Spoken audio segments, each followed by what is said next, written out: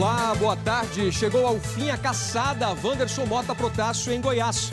O caseiro se entregou neste sábado depois de 6 dias de fuga. Uma fazendeira convenceu Wanderson a se entregar após o caseiro ameaçá-la de morte. A arma, ele fez aquele movimento, né, de que ia atirar. E aí ele falou, eu vou te matar. Eu falei, não, você não vai me matar. Eu vou te ajudar. A polícia diz que Wanderson confessou ter matado a mulher, a enteada e um fazendeiro no domingo passado. O prefeito do Rio cancelou a festa de Réveillon por causa da variante Ômicron. Eduardo Paes disse que seguiu a decisão do Comitê Científico do Estado. O Rio se junta a outras 18 capitais que cancelaram as comemorações da virada do ano. E ainda uma pessoa morre por causa da erupção de um vulcão na ilha de Java, na Indonésia. E as atrações de um dos principais festivais de cultura pop do mundo. Pelo segundo ano, a CCXP é virtual, por conta da pandemia. O Jornal Hoje está começando.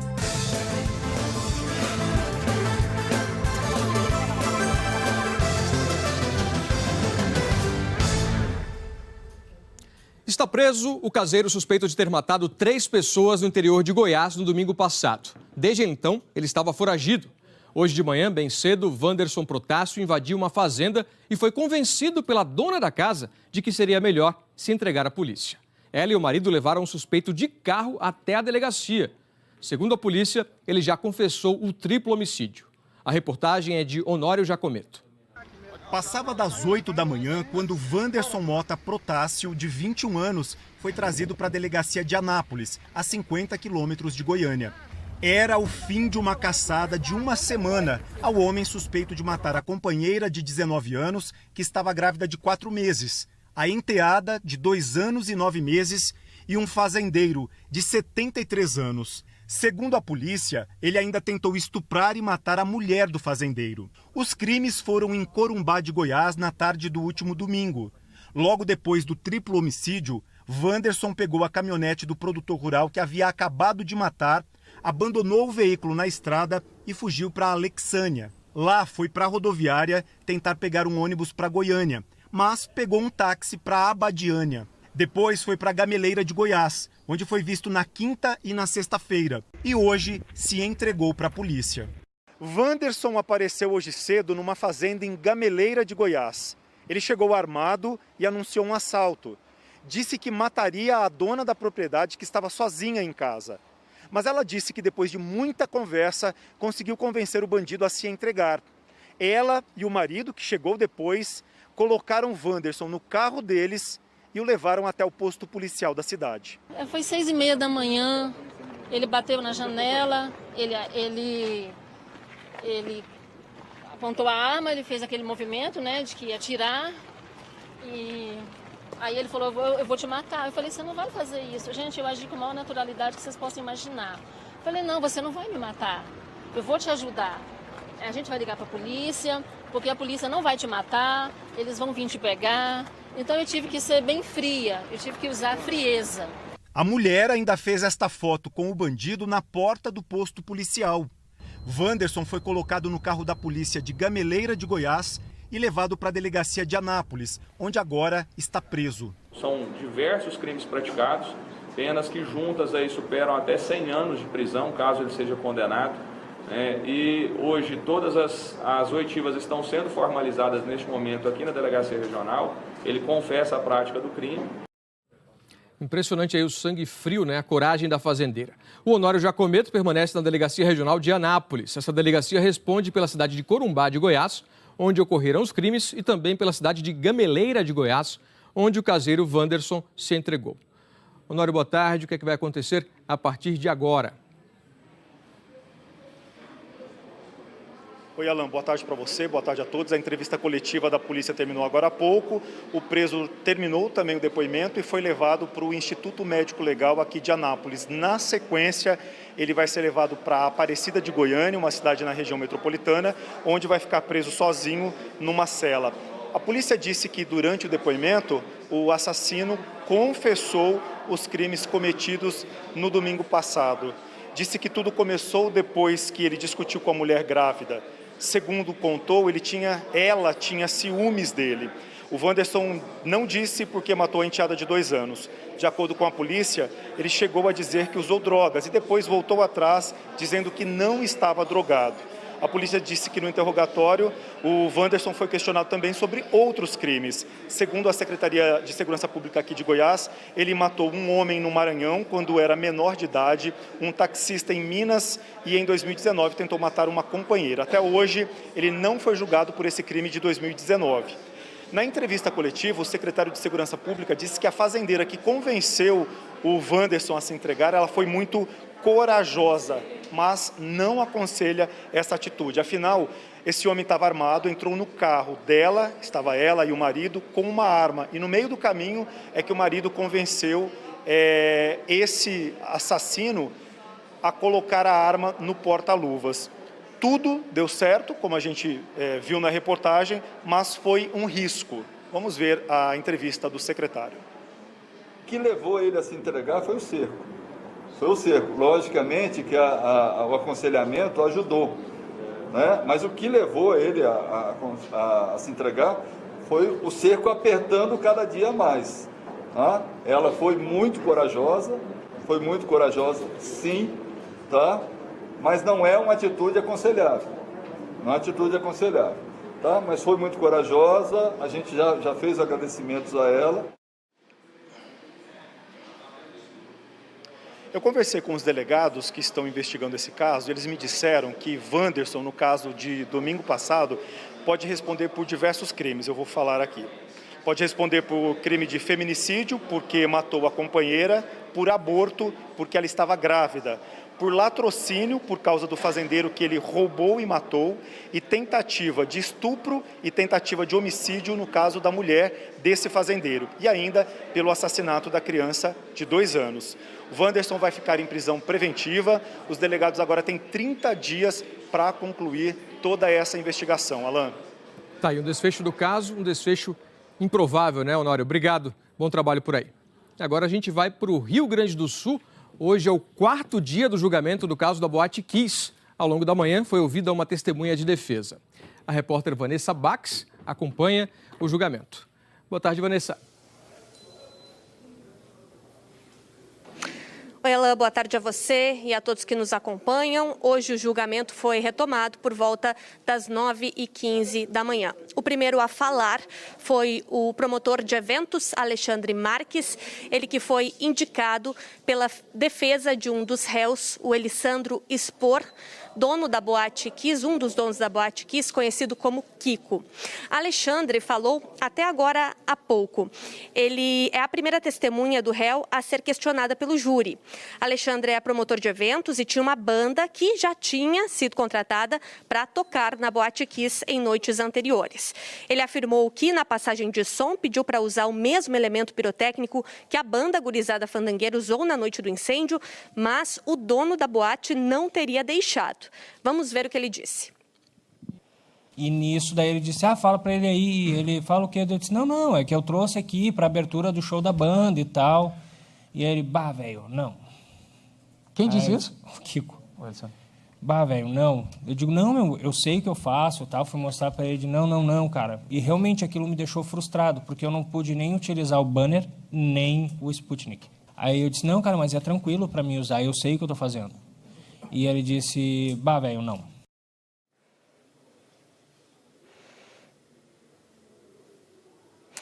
Apesar da tragédia, Alexandre Marques defende o uso de fogos de artifício em boates. Em depoimento, ele disse que, se pudesse, ainda hoje usaria. A defesa de Elisandro Spor, o dono da boate, sustenta que ele não sabia que a banda Gurizada Fandangueira, de Marcelo de Jesus dos Santos, vocalista, e Luciano Bonilha Leão, assistente de palco, usaria os artefatos pirotécnicos Sputnik e chuva de prata na madrugada de 27 de janeiro de 2013, na tragédia da Boate Kiss. Já os integrantes da banda dizem que ele sabia. Ainda hoje deve ser ouvido um sobrevivente do incêndio na Boate Kiss. Ele teve queimaduras pelo corpo e ainda convive com problemas de respiração. O julgamento ele deve durar 11 dias. Alain. Obrigado, Vanessa. Acompanhando o julgamento desse caso aí que mexeu com o país, né? Deixou centenas de mortes. E o G1 traz aqui uma reportagem sobre a constituição em 3D da Boate Kiss. A gente dá uma olhadinha aqui no telão. Eu espelhei o meu celular, olha só. Reconstituição 3D da Boate Kiss. Entenda como foram feitas as versões e como são utilizadas pelo júri. Aí diz o seguinte, o Ministério Público anexou o processo nessa versão em 3D da boate para que as testemunhas e também os sobreviventes possam explicar o que aconteceu em cada local. Então você tem um passeio ali pelo local, né, pelo ambiente da boate no momento em que houve o incêndio. É só clicar nesse vídeo que está disponível no aplicativo do G1. O prefeito do Rio, Eduardo Paes, do PSD, anunciou hoje o cancelamento oficial de uma das maiores festas de Réveillon do mundo. Vamos então ao vivo a Copacabana, no Rio, conversar com a Marina Araújo. Marina, boa tarde para você. Como é que foi a reação a essa notícia por aí? Boa tarde, Alain. Boa tarde a todos. Olha, conversei com muitos banhistas aqui, turistas aqui na praia de Copacabana. Por incrível que pareça, a maioria achou acertada essa decisão do prefeito Eduardo Paes. Muitos não esperavam essa decisão de cancelamento da festa do Réveillon aqui no Rio de Janeiro. Essa festa geralmente acontece aqui, né? Nesse cenário bonito de Copacabana. Vários palcos são colocados aqui na faixa de areia. As balsas são colocadas no mar para o espetáculo dos fogos de artifício, tradicional espetáculo. Essa festa não vai acontecer esse ano, de acordo com o anúncio do prefeito Eduardo Paes. Em relação às festas particulares, o prefeito Eduardo Paes disse que não há um decreto a respeito desse assunto da parte da prefeitura, portanto não tem nenhuma proibição oficial, né? Mas é claro que recomenda-se cautela. Bom, o prefeito disse que o Rio vive o melhor momento desde o início da pandemia, quando foi perguntado, né, pelos jornalistas durante a entrevista ao vivo aqui na TV Globo. Disse que as taxas de transmissão e internações estão lá embaixo, que 77% da população total já foram vacinados com as 2 doses. O governador Cláudio Castro disse que os comitês científicos do Estado e da Prefeitura vão se reunir na próxima quarta-feira. Então, mais informações devem surgir daí. Bom, a nossa repórter Natália Castro acompanhou o anúncio do prefeito e fez uma reportagem. Vamos ver. Pelo segundo ano seguido, uma das maiores festas de Réveillon do mundo não vai acontecer. O prefeito Eduardo Paes, do PSD, anunciou a decisão hoje de manhã nas redes sociais. Ele disse: respeitamos a ciência. Como são opiniões divergentes entre comitês científicos, vamos sempre ficar com a mais restritiva. O comitê da prefeitura diz que pode, o do estado diz que não. Então, não pode. Vamos cancelar dessa forma a celebração oficial do Réveillon do Rio. Mais tarde, numa coletiva, Eduardo Paes disse que foi pego de surpresa pela decisão do estado. Tínhamos tomado a decisão de aguardar ali até o dia 10, até o final da semana que vem, a evolução do quadro, para tomar a decisão final sobre o Réveillon. Mas fui surpreendido ontem pela decisão do Comitê Científico do Estado, entendendo que o Réveillon representava um risco. Segundo o levantamento do G1, 19 capitais cancelaram a festa da virada em todo o país. Florianópolis e Recife mantiveram apenas a queima de fogos. Belo Horizonte e Curitiba já não tinham festa programada. O principal temor das autoridades é com a nova variante Ômicron e a incerteza sobre o cenário da pandemia até o fim do mês. Apesar de não ter a programação oficial com shows e a tradicional queima de fogos em Copacabana, o prefeito do Rio disse que não há previsão de novas restrições na cidade e fez um convite aos turistas vacinados. Não deixem de vir para a cidade maravilhosa, que ela continuará incrível. Os hotéis estão prontos para recebê-los, a infraestrutura da cidade, o Pão de Açúcar está aí, o Cristo Redentor está aí, os museus estão aí, está tudo funcionando, enfim, venham curtir o Rio de Janeiro. Desde quinta-feira, a Prefeitura exige o passaporte da vacinação para acessar locais fechados, como hotéis, restaurantes, bares e salões de beleza. Neste mês de dezembro, a cidade não registrou nenhuma morte por Covid. A suspensão do Réveillon na cidade do Rio de Janeiro foi uma decisão correta. Com a introdução da variante Ômicron, nós poderíamos ter um outro aumento da doença se caso ela escapar da imunidade vacinal. O fato do Brasil não solicitar o certificado de vacinação para os turistas pode fazer não só do Rio de Janeiro, mas de todo o Brasil, um paraíso para os não vacinados. Em nota, a Casa Civil disse que os critérios para a entrada de estrangeiros ou brasileiros vindos do exterior ao país são elaborados de forma integrada, visando sempre a segurança e o bem-estar da população brasileira. E que na próxima segunda está prevista uma reunião interministerial e com a Anvisa para deliberar sobre as recomendações da nota técnica da agência, que reafirma a importância do passaporte e da vacina. Está demorando, né? Vamos ver agora os dados da pandemia atualizados pelo consórcio de veículos de imprensa com as informações dos estados. Em 24 horas, o país registrou 229 mortes. Desde o começo da pandemia, são 615.454 vítimas da doença. De quinta para sexta, foram diagnosticados 10.464 novos casos, totalizando agora 22.127.828. As médias de casos e de mortes estão em estabilidade.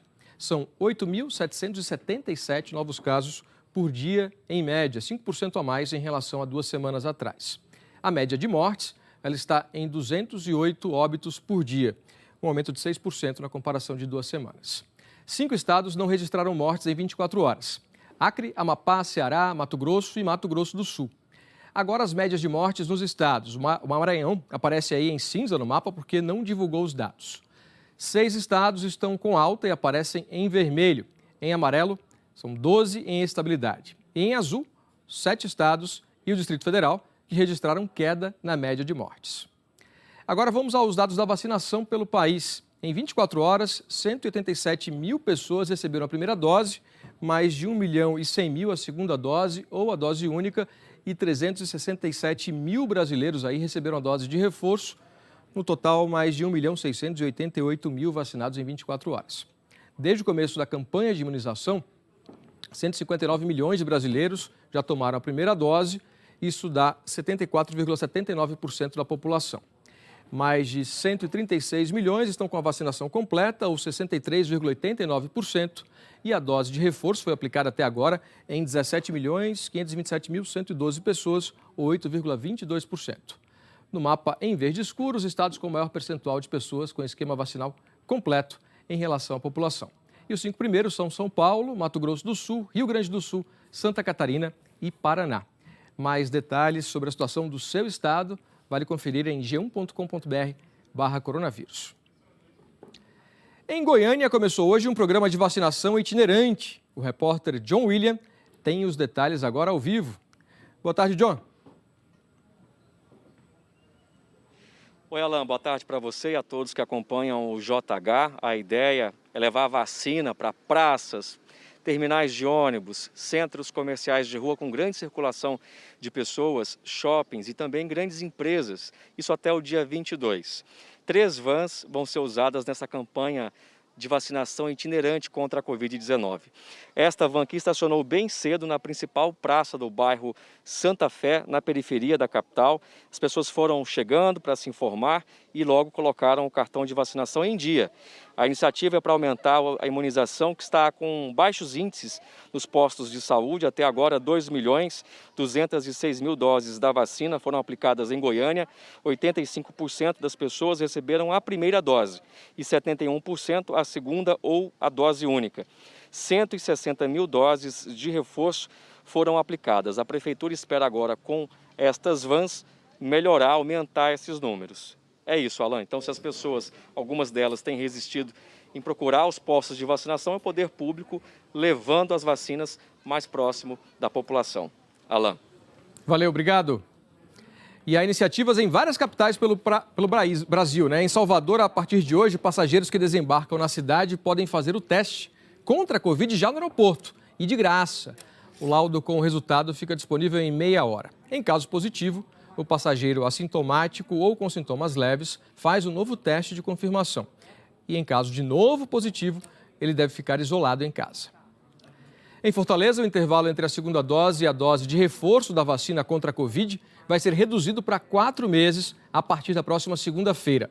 A medida atende cerca de 300.000 pessoas na cidade. Em Teresina, hoje é dia D de vacinação contra a Covid. É a primeira vez que a cidade realiza um mutirão como esse. A campanha espera vacinar mais de 10.000 pessoas só hoje. São 18 postos de drive-thru em unidades básicas de saúde. Nos Estados Unidos, 12 estados já confirmaram casos de Covid com a variante Omicron e já há pessoas que foram infectadas pela variante em território americano. Vamos ao vivo agora a Nova York, de onde fala o repórter Felipe Santana. Felipe, boa tarde para você. Oi, Alan, tudo bem? Boa tarde para você, boa tarde a todos.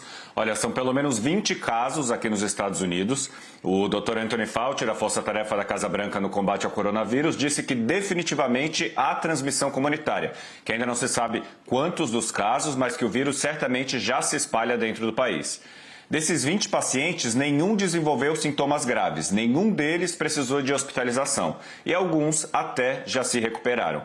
Nos países vizinhos aqui, México e Canadá, também já há casos da nova cepa. No Canadá, a transmissão comunitária também foi confirmada. Os cientistas ainda sabem muito pouco sobre essa nova variante. A Organização Mundial da Saúde afirma que dados preliminares sugerem que a variante é mais transmissível.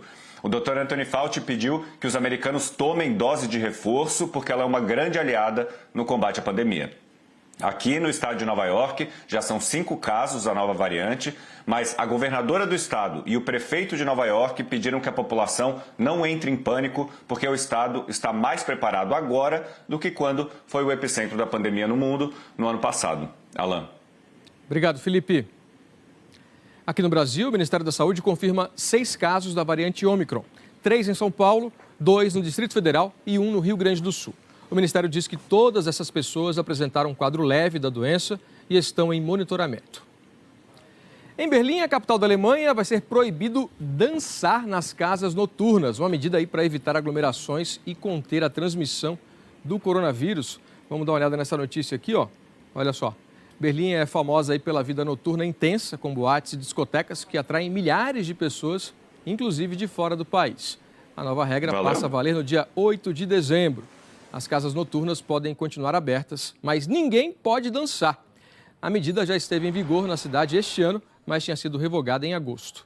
A Alemanha hoje tem um lockdown para quem não tomou uma vacina contra a Covid. Os não vacinados só podem frequentar o comércio essencial, como supermercados, farmácias e padarias.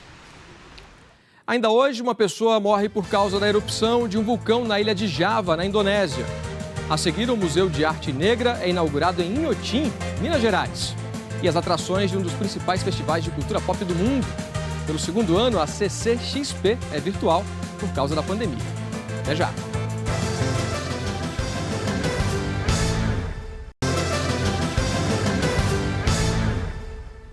A inflação do queijo está pesando bastante no bolso dos mineiros. Mineiro que é mineiro só tem uma opinião sobre o queijo daqui. Maravilhoso. Isso com um cafezinho coado na hora não tem igual. E também com uma boa goiabada cascão, não faz mal para ninguém. Seu Clóvis não fica sem essa iguaria, mas hoje tomou um susto com o preço. Outro dia esse queijo estava R$20 o quilo, hoje custa 40. É absurdo. Fazer o quê? O famoso queijo mineiro anda mesmo pesando na conta. Neste ano subiu 14%. Há quase 40 anos, a família do Luiz vende essas delícias no Mercado Central de BH. E ele nunca viu uma alta tão grande. Mussarela, né? Subiu bastante e o queijo canastra. Queijo canastra, essa época do ano, há uns 2 anos atrás, a gente está vendendo a R$19,90. Hoje a gente vende a R$32,90. O que a gente procurou fazer foi baixar a nossa margem, que realmente da forma que estava vindo os aumentos, não tinha como acompanhar. A Laila vem sempre na mesma banca e hoje escolheu um queijo da região do sul de Minas. Tem que ter em casa, não pode faltar. Mas e o preço? Tá achando meio... tá um pouquinho salgado, né? Quanto que é a sua conta? R$67,20 de queijo. A explicação para o reajuste está no campo, uma cadeia de aumentos que pesa no custo de produção. Os produtores atualmente estão enfrentando um problema de aumento no custo da produção de seus queijos.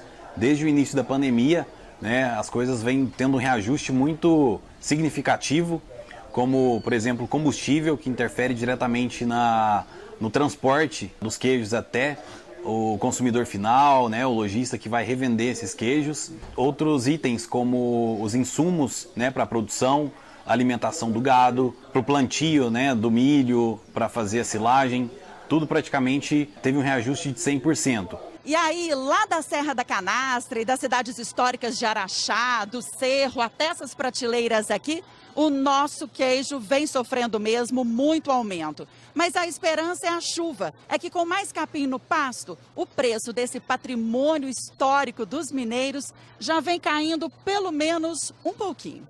Dona Zelita já está conseguindo vender algumas qualidades por R$ 24,00 o quilo, quase R$ 3,00 a menos do que algumas semanas atrás. Ouviu muito agradecimento da clientela. Eu falo assim, oba, agora eu posso comprar 2, posso comprar mais de 2, então é melhor pra gente, né? Quanto mais consumir, é melhor. Um dos clientes mais antigos da banca, que sempre para uma fatia com um cafezinho, está aliviado. Procura um preço melhor, mas não dá para deixar de consumir. A partir de hoje, o Museu Inhotim, que reúne um dos mais importantes acervos de arte contemporânea do Brasil, vai ser também a casa do Museu de Arte Negra. E o público já pode visitar a primeira de 5 exposições da cultura afro que virão pela frente. Essa galeria no Museu Inhotim, em Brumadinho, foi escolhida para receber as obras da cultura afrodescendente. O Museu de Arte Negra agora ganhou um lugar para chamar de seu. Abdias Nascimento criou em 1950 o Museu de Arte Negra. Ele conseguiu reunir um acervo com trabalhos de diversos artistas.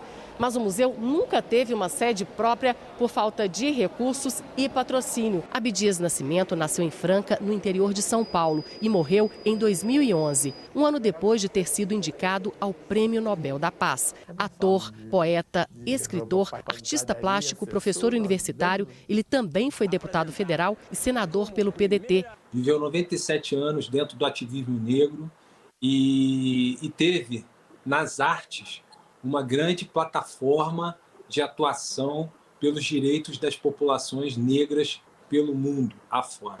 Em Inhotim, o sábado foi de abertura da exposição. Serão 4 exposições diferentes divididas em atos, cada um com duração de 5 meses. Nesta primeira etapa, os visitantes poderão ver o diálogo entre as obras de Abdias com os trabalhos do escultor e desenhista Tunga, que morreu em 2016. A gente pegou 2 frases do Tunga para abrir a exposição, que são frases, uma com 15 anos e uma já como artista consagrado, maduro, onde ele fala da importância do Abdias na vida dele, de como esse museu tem uma importância para repensar também um conjunto de paradigmas da arte.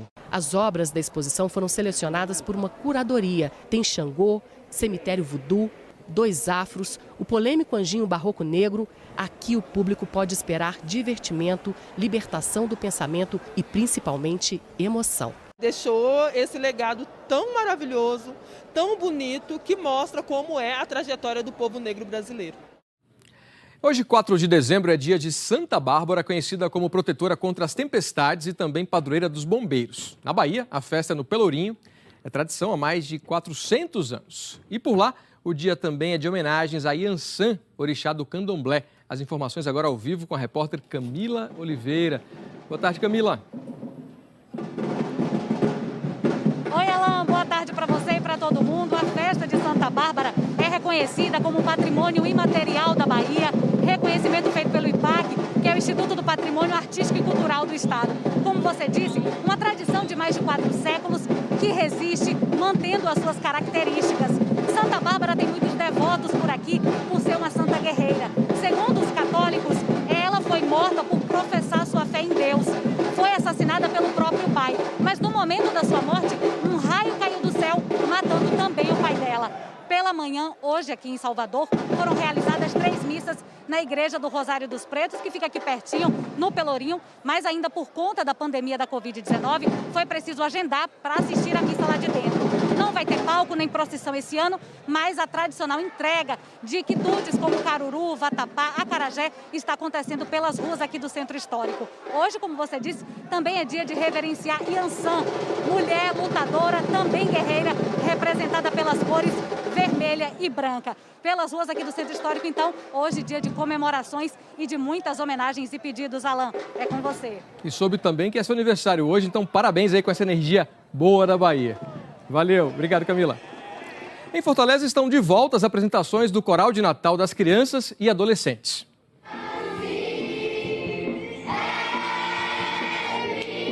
A voz precisa estar bem aquecida, afinal, durante um mês, estas crianças e adolescentes anunciam o Natal em Fortaleza. Os ensaios são na sede da ONG, na periferia da cidade, que seleciona alunos de escolas públicas com boas notas, voz e graça nos movimentos. Na hora da apresentação, o Luiz Eduardo vira anjo. É uma emoção muito grande, né, na verdade, porque ver que as pessoas estão gostando do que a gente está fazendo. E a Ana Lívia vira estrela quando está aqui, desde os 6 anos de idade. A gente sabe todas as músicas, todas as danças, muito direitinho. Eu já estava até com saudade. É que a apresentação, que acontece há quase 20 anos na fachada deste antigo hotel, não foi realizada no passado por conta da pandemia, mas agora a magia do Coral de Luz voltou para a alegria de quem participa desde a infância. Esse ano eu estava com uma grande esperança assim, que voltasse. Aqui a praça é como se fosse nossa casa, aqui o hotel e tudo. E para o encantamento de quem assiste. É lindo demais, é emocionante. Mesmo sem apresentação no prédio ano passado, a cidade contou com o Coral das Crianças. E o jeito encontrado para fazer isso sem gerar aglomeração foi levar o espírito de Natal pelas ruas nesse caminhão. A ideia deu tão certo que está sendo repetida todas as noites esse ano. O percurso começa nesta praça, que tem até árvore musical, e continua pela orla turística. Por onde passa, o coral itinerante vai atraindo a atenção de quem é pego de surpresa por essa carreta que transporta e distribui emoção. A gente veio passear aqui, né? Eu queria muito ver uma programação de Natal. Na pandemia, não sabia como ia sair de casa, né? Como ia sair ao ar livre. E aí pego o Papai Noel aqui na praia, estou muito feliz.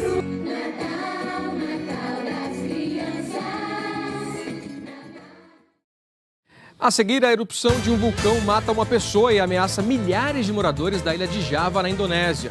E a previsão do tempo com a Jaqueline Brasil. Até já.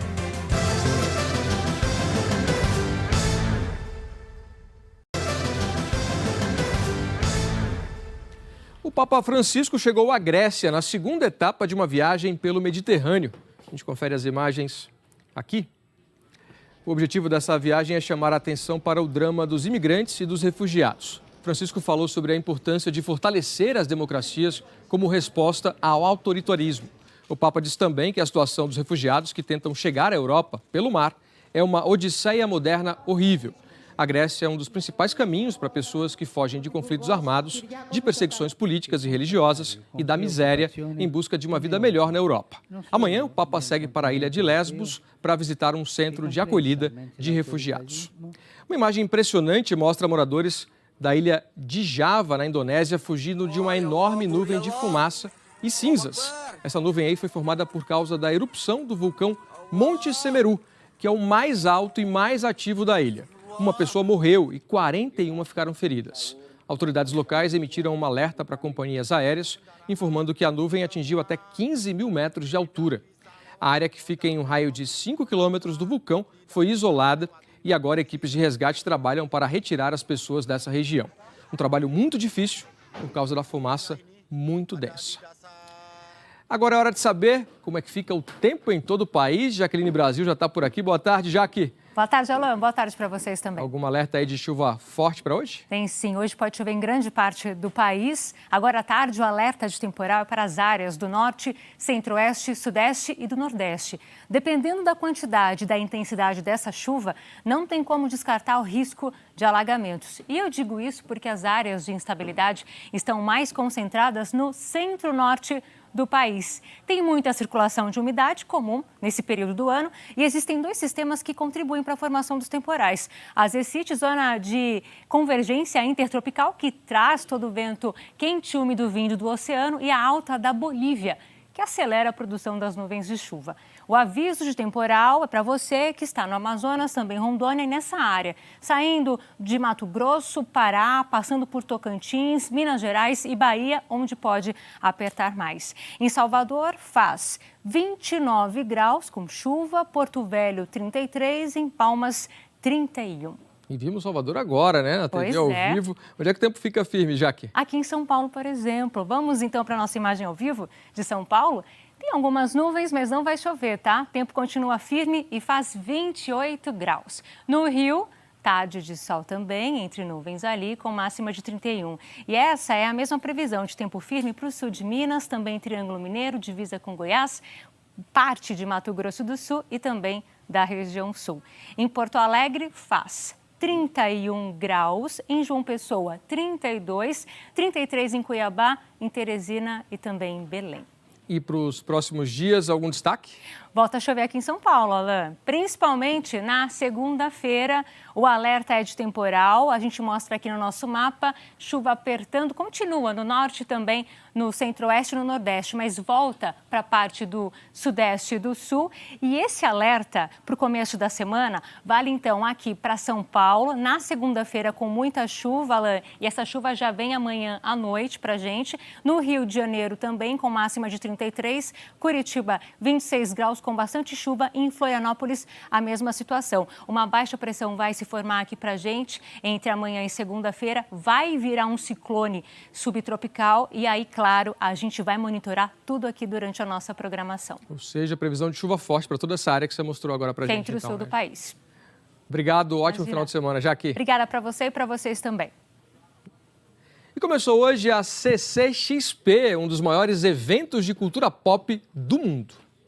O gosto por super-heróis, filmes, desenhos e quadrinhos surgiu na infância. Eu lembro que na minha 4ª série eu ganhei uma roupa de Superman e teve festa fantasia na escola e eu fui com essa roupa. Já na vida adulta, o que era paixão também virou trabalho.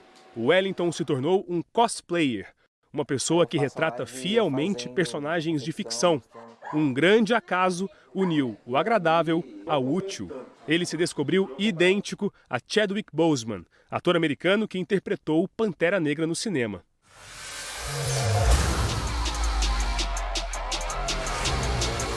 Como que foi essa transição aí? Porque isso é muito parecido, cara, é impressionante. Mas foram 500 mil em plástico aí, gente. Brincadeira. É o personagem que eu mais uso em festas, em eventos, em concursos, e na mídia digital também. Então, Pantera de longe é o que as pessoas mais gostam. Só a semelhança física não basta, tem que caprichar bastante nas roupas e acessórios que o Wellington tem aos montes em casa. Além de cosplayer, ele também é streamer, uma pessoa que faz lives de jogos de videogame e de computador. E esse universo de interesse dele e de milhões de pessoas está reunido em um evento neste fim de semana. É a 8ª edição da CCXP, a segunda com toda a programação virtual por causa da pandemia. Este modelo de evento, chamado de Comic Con, existe em vários países. Ponto da equipe da FaZe, Braga. Nós somos um festival de cultura pop. O que é isso? É um festival plural de experiências que envolvem filmes, séries de TVs, games, quadrinhos, tudo num mesmo lugar, com enfoque nessa nova cultura jovem. A CCXP é um evento 100% brasileiro que dominou o mundo. A gente, inclusive, exportou ele para a Alemanha. Tem conteúdo para todas as idades, todos os gostos e muito fácil de entender. A Globo também está presente na CCXP com várias atrações, como bate-papos dos principais lançamentos de 2022. Uma plataforma do universo Globoplay também foi criada só para o evento, que dá acesso a um conteúdo exclusivo com trailers, pôsteres e cenas inéditas. Alô, pessoal da CCXP, eu tô aqui diretamente do maior estúdio da América Latina. Em 2019, o Wellington participou da CCXP como convidado. Este ano, ele já listou o conteúdo que quer assistir. Como cosplay, as entrevistas, né, o Arts Valley, que eu gosto bastante. Mas eu sempre deixo aí umas 3 telas para ver o máximo de conteúdo possível. E o Jornal Hoje termina aqui. Para rever as reportagens, você sabe, é só ir lá no Globoplay. Você acompanha outras notícias no Jornal Nacional. Uma boa tarde e um ótimo fim de semana.